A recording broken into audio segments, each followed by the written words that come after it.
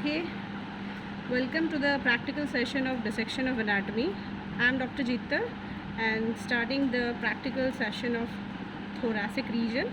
Okay, here you can see this is the extent of the thoracic region. It is started from the lower border of neck to the where we have the costal margins.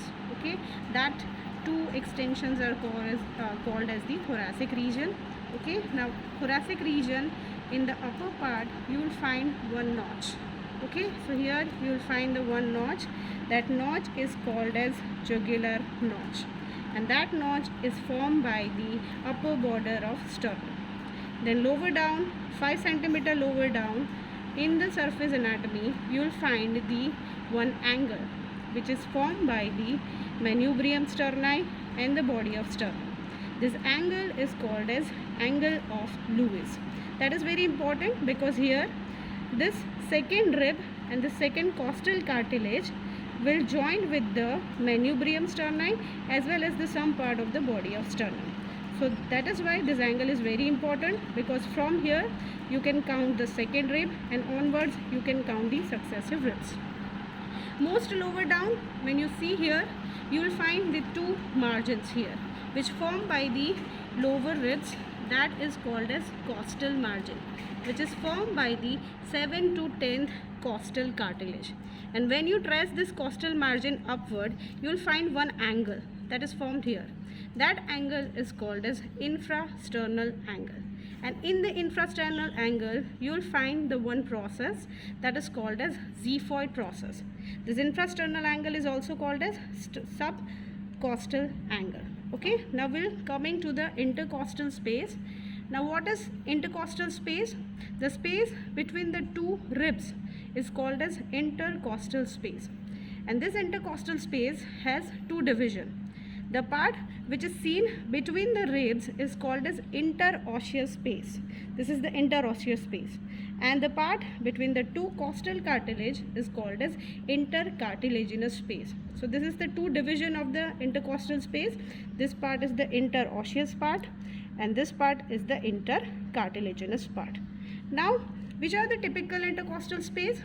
The space between the two typical ribs are called as intercostal space, and we have the 6 intercostal typical space. Now, which are the contained in this typical intercostal space? We'll see the 3 muscles. Okay, from outer to inner side, we have first one muscle that is called as external intercostal muscle. So this is the external intercostal muscle.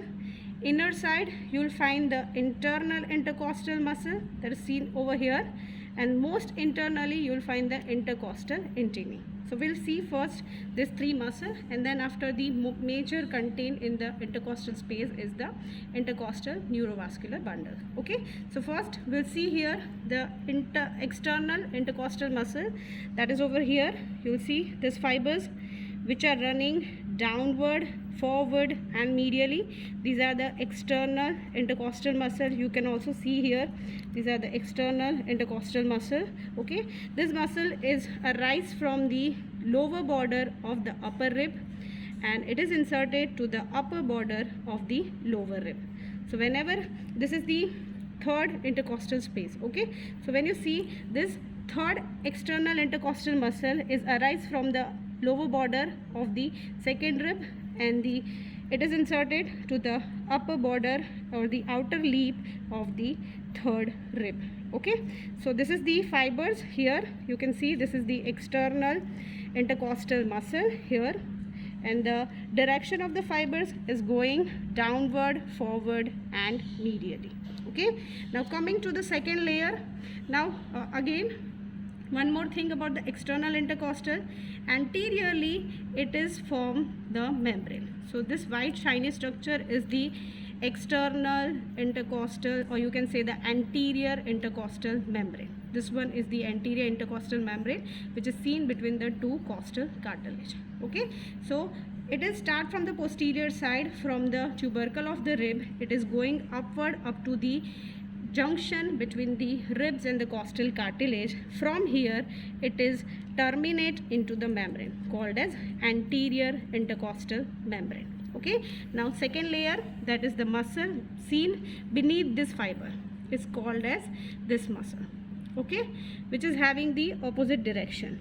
So you can see just beneath this membrane, the another fibers are called as internal intercostal muscle, and their origin is from the costal groove, the floor of the costal groove in the upper rib, and going to attach on the upper border of the lower rib, and their muscle fibers directions are going upward, forward, okay, and that is going on the lateral side. Okay, so here you can see these two muscles have the opposite direction. This is going on the downward, forward and medial side, while this is going upward, forward and the lateral side. Okay, so these are the two muscle on the two layer, external intercostal and internal intercostal. Now the third muscle is called as intercostal intimae, and they are having the three part. Near the sternum you can see the sternocostalis muscle, which is seen just near the costal cartilage. Okay, so this is the innermost layer, is called as this white structure. You can see here this white fibers, they are the sternocostalis fibers. Okay, same here in this same strata, you will find in the middle 3/4 of this intercostal space, in the inner part, you will see the muscle called as intercostal intimae muscle. So this white structure is called as intercostal intimae, that is the innermost muscles of the intercostal space. Here you can easily see this intercostal intimae muscle.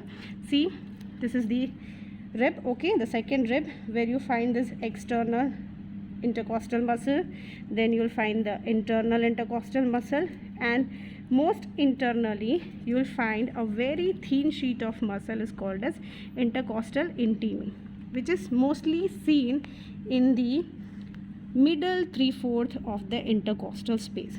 And now you already know that the intercostal space have the contents which are called as the neurovascular bundles in the intercostal space, and they are containing intercostal vein, that is seen in the most upper part. Okay, this one is the, here I can just differentiate this three structure. Here you can see these are the two tubular structure. This one is the intercostal vein, this is the intercostal artery in the middle part, and the most lower part you'll see the intercostal nerve. This is the typical intercostal nerve because it is running in the typical intercostal space. Okay, and these three structures are passing between the intercostal intimae and the internal intercostal muscle, and they are running in the costal groove of the typical rib, as well as the also some costal groove of some atypical rib also. Okay, so these are the main structure of the intercostal space, three muscle and the neurovascular bundle. Again I'm repeating, intercostal vein, intercostal artery and the intercostal nerve. Okay, one more structure in the thoracic wall is the artery, which is just near the sternum. This is the sternum. Okay, and just 1 centimeter lateral to the sternum you will find the artery, that is the internal thoracic artery. So here you can see this is the internal thoracic artery, which is running parallel to the sternum. Okay, and just medially you will find the internal thoracic vein, which is on the medial side, and laterally you will find the internal thoracic artery, and it is also giving the anterior intercostal artery. Okay, so this vein is just draining the anterior intercostal vein, and the artery giving the branch, that is the anterior intercostal artery. And then lower down it is bifurcate into the two artery. One is running on the lateral side, is the musculophrenic artery, and the one is going lower down is the superior epigastric artery. Okay, so this is all about the intercostal space and its structure. Here you also see, before going to dissect this intercostal space and the structure, we have to reflect the two major muscles of the thoracic wall. On the lateral side you have to remove the serratus anterior, okay, And on the upper part, you have to remove skin, superficial fascia, the breast tissue if it in the female, or the two muscles, they are the pectoralis major and the pectoralis minor. After removing all the structure, you can easily view the structures of intercostal space. Thank you very much.